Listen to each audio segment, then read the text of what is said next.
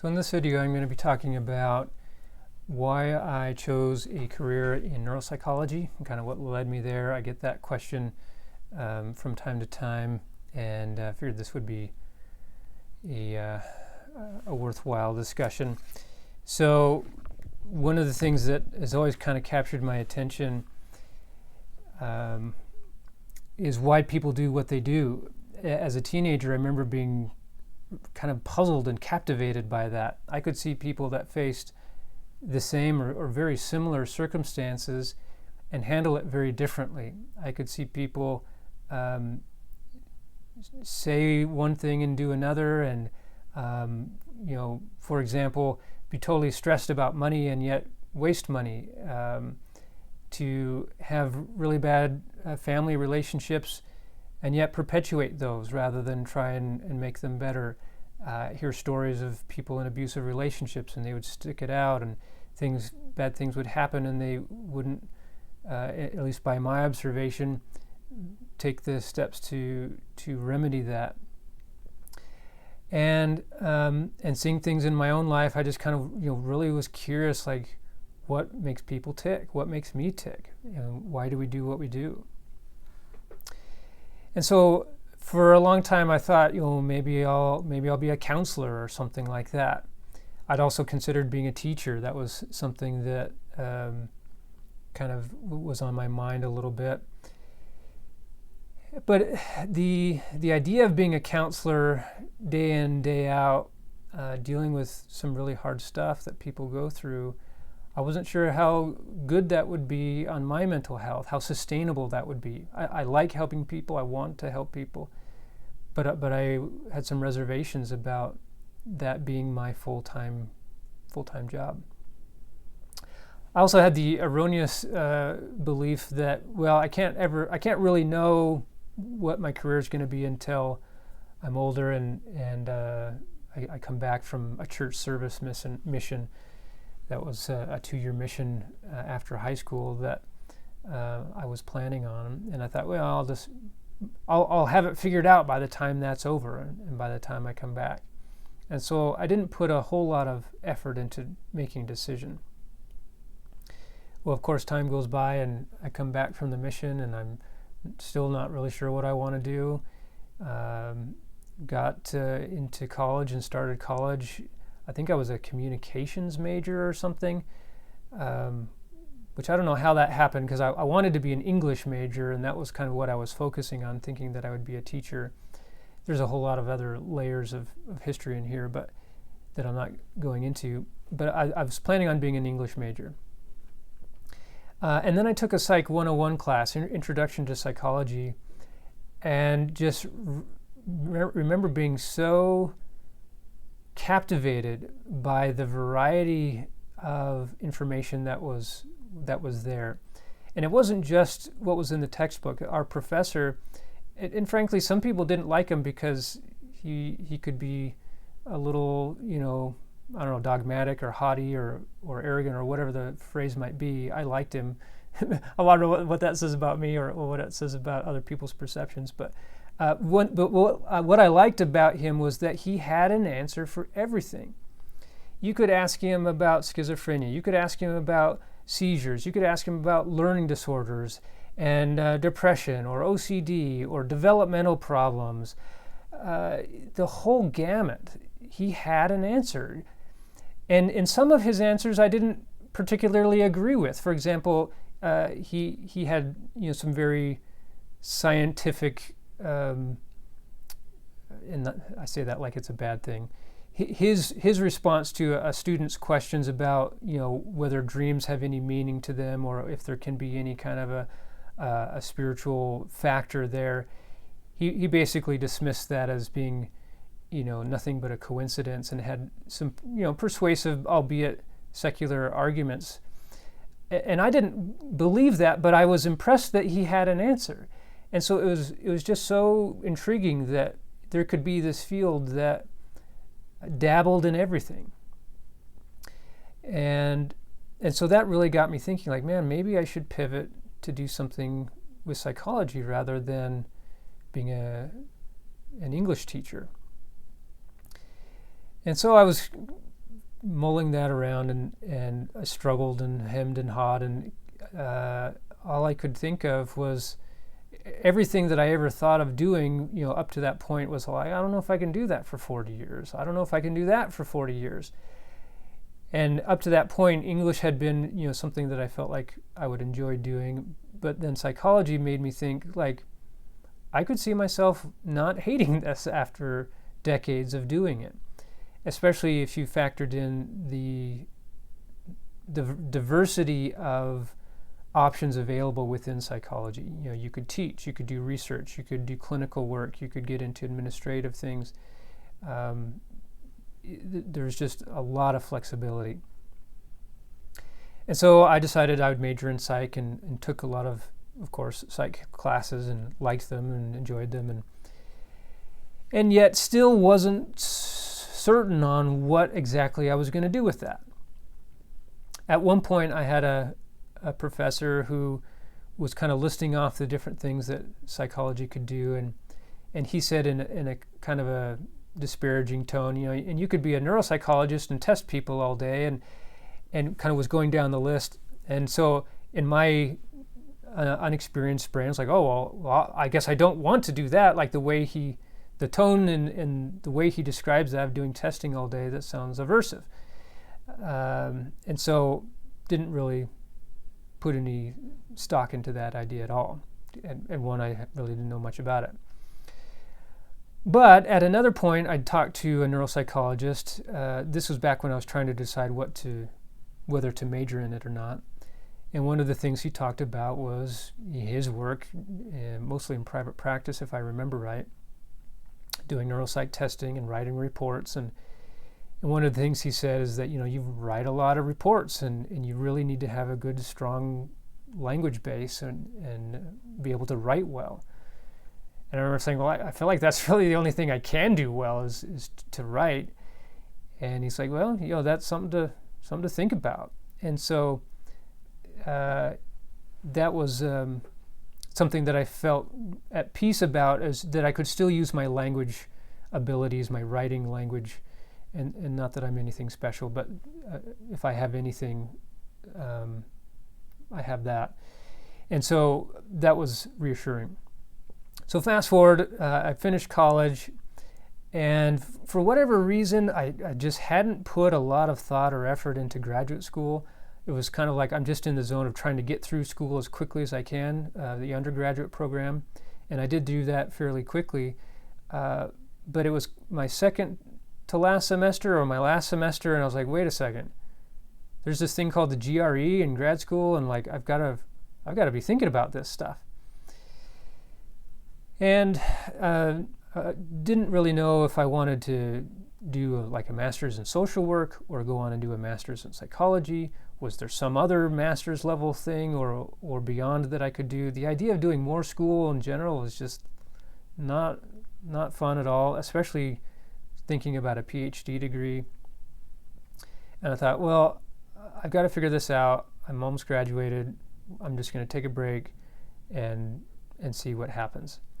And so for a couple years, almost 2 years, I was doing some homeless outreach work, kind of a social work kind of position. Loved it. Great experiences. That's a whole nother story by itself.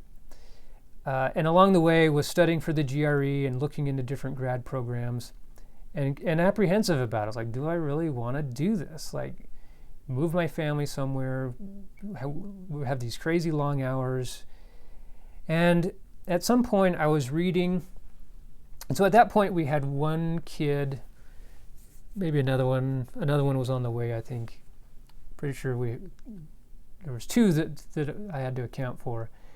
In terms of, I've got to provide for these kids and give them a stable life and not be gone all the time. And I was reading in an Ensign article, which is a publication of my church, and there was an article in there, I think it was about Hugh Nibley, who is kind of at least in our church, a famous, I think if you know some of his work, he's well regarded outside of the church, but a very academic, religious guy that wrote all kinds of books and really had a big impact on the integration of the scientific and the spiritual. And it showed a picture of him and I don't know how many kids, multiple kids, at the time that he graduated with his PhD or his doctorate or whatever degree he got. And I remember thinking, not that I had any delusions that I was comparable to him, but I just remember thinking, it can be done. Like if he could get through with all those kids and get this degree, and maybe he had more than one degree, I don't even know. I remember being encouraged by that possibility, like the Lord could help me do this. And so that gave me some needed push or trust to move forward. I applied to some social work programs, I applied to some master's level psychology programs, and was accepted to BYU's master's in psychology program. It was a 2-year program. I thought, that'll get me further into the field. That will give me more expertise, and I should be able to figure out by the end of that program what I want to do, because I frankly still just didn't know. And going back to my earlier comment, I didn't really want to do counseling all day, every day, and that kind of weighed on me. But I knew I wasn't going to be content where I was. I knew I had to do more. And nothing against social work, but I had this big, long internal debate within myself, and I ultimately decided to go with psychology. A master's in social work actually is a really good career path to take in terms of the amount of time that it takes and the amount of flexibility and options that it gives you. But that wasn't the right path for me. So I go to graduate school. We moved to BYU. I am a teacher's assistant for a clinical neuropsychologist, a visiting faculty who was there. And I'm in his classes, and he's telling all these stories about his work as a neuropsychologist. And every story was fascinating, and every case he told was interesting. And granted, he was a good teacher, and so he did a good job selling what he knew.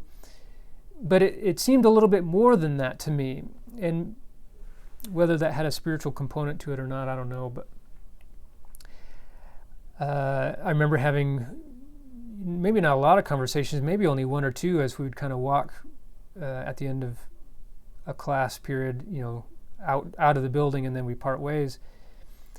And he shared a couple of things that kind of got the wheels turning, and I just loved this idea of a neuropsychologist gets the training in mental health, the training in counseling, the training in clinical diagnoses, all the classic psychologist, counselor level kinds of things, but with additional training in assessment, in neuroanatomy, in neurofunctioning. And so you could do both. You could be a counselor and you could do like hospital-based work, for example, working with dementia patients. You could work with folks that have all kinds of more complicated neurological or developmental or other kinds of problems, and make a differential diagnosis, give some good recommendations about what they need. Lots of report writing and testing, right? But that is part of the process, and it can be a very fascinating and worthwhile one. And so I don't remember what the pivot point was, or if there was this one moment, but I settled on this idea, like, yeah, this is the perfect fit for me, because I can have the mental health stuff and other stuff too, and I could have a nice mix and not get too bogged down by one or the other, either the tedious or monotony of testing, nor the emotional burden of counseling all day, every day. So that left the next step, which is, well, if I'm going to do this, I need a PhD. And of course, that was burdensome. By then we had, I think, 3 kids, and so there's this prospect of, okay, we're gonna be in this for the long haul, because that's a 5-year program on top of the 2 that we've already done, plus the undergraduate degree. And that was a decision that was hard to make, but I ultimately felt like was the right one. And I remember when I got admitted to BYU's PhD program, just feeling so filled with joy, with peace and happiness, because I felt like God had directly answered my prayer, that He had given me something that, frankly, I didn't feel that I fully qualified for, because I knew there were plenty of people that had more research experience, more expertise, more, stellar grades. And of course, there's always this imposter syndrome thing that I don't know if it ever really goes away. You always feel like someone is better than you, and you don't really belong in this tier of knowledge and opportunity. But I part of the joy that I felt that I just described was that God trusted me and would help me do that. I saw it as a sign that He had my back and He'd help me get through the program, even with my kids and the difficult financial situation that we were in. So we get through this program, and along the way got to do lots of counseling, got to do lots of assessment, got to work in a lot of different settings, and was just really loved it. I didn't love the hours, I'll be honest. It was super hard, really, really hard. I don't want to understate how difficult it was, nor overstate the challenges so that it's discouraging to others, but it was a burden for sure, but one that I felt called to do, and one that I definitely can testify that God helped me get through, in addition with the support of my wife. And along the way, I realized that, I do want to do counseling and assessment. And as time went by, towards the very end of things, I thought, maybe I think I want to do more assessment than counseling. And my first job, they said, yeah, you can do assessment and counseling. You kind of pick your own ratio on that, but it is more assessment heavy, and we kind of expect that to be the predominant theme, and I was perfectly fine with that. And as time went along, the testing thing really just fit better for me. I liked the flexibility that gave in my schedule, and it just, without going into unnecessary details, felt like that was the better fit for me, and that I would be happier doing that. And then eventually transition to another position where that's all I do is assessment and evaluations, and we do some intervention stuff too, and some things that are billable as psychotherapy, but mostly in the context of managing medical related challenges or the mental health comorbidities that are associated with a medical challenge of some kind. So in all, it's been a long but worthwhile journey. For those that are curious or don't know, a psychologist, at least in Utah, is not authorized to prescribe medications. There's some states that do. You have to take additional training for that, get a master's in psychopharmacology. And so a neuropsychologist is not the same as a psychiatrist. Psychiatrists are MDs. They go through medical school and they get training in the mental health and medication arena. To make things confusing, a lot of times what I do is referred to as a neuropsychiatric evaluation. There's different terms that people use, and that's one of them. And so that can be confusing to say, well, I'm going to a psychologist to get a neuropsychiatric evaluation, or a neuropsychologist to get neuropsychiatric testing done. But it speaks to this idea that we evaluate the psychology of an individual, their mental health, things that are impacting their emotional well-being, and the cognitive neurological side of their functioning. And I've been able to have the variety that I wanted, including being adjunct at Brigham Young University in their psychology department. So for those that are trying to figure this out, trying to figure out if it's the right path for you, like I said before, if you want a master's level gig, psychology is not the way to go. The best I think you could do is there are some masters in counseling level programs that you can get into, but if you're going to go that route, I think masters in social work would probably be the better way to go. If you're looking for great pay with astronomical dollar signs, a PhD in psych is not the way to go. But if you're passionate about it and you enjoy it and it brings meaning to your life and you feel like you're making a difference in the world, then yeah, because you can get better pay with doing something in IT or programming or engineering with way less schooling. So hopefully that's helpful to you and gives you a sense of at least my path and where I've gone.